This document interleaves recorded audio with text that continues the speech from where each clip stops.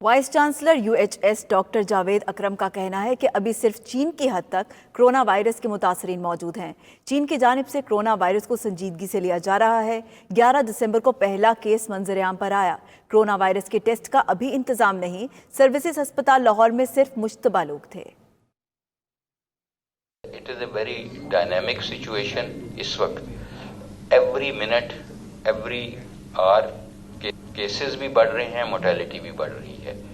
تو اس وقت الحمدللہ موٹیلٹی از اسٹل کوائٹ لو، 3 سے 5% کیس فیٹیلٹی ریٹ ہے کہ ٹوٹل کیسز میں جو اللہ کو پیارے ہو جاتے ہیں ان کا یہ ریٹ ہے۔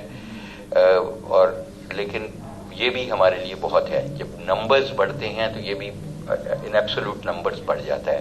ایک جان کا بھی جانا ایسے ہی ہے جیسے پوری انسانیت چلی گئی، اور ایک جان کا بچانا بھی ایسے ہی ہے جیسے پوری انسانیت بچا لی گئی۔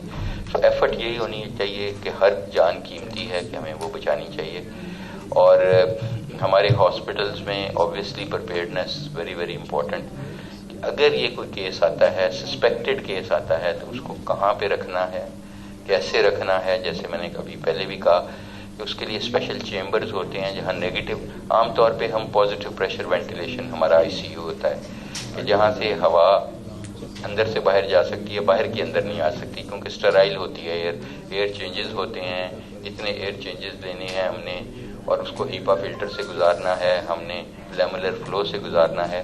لیکن ایسی بیماریوں میں جو کہ بڑی جس کی ٹرانسمیشن بہت ہائیلی کنٹیجیس ہیں، تو ان کے لیے ہمیں نیگیٹو پریشر چیمبرز چاہیے۔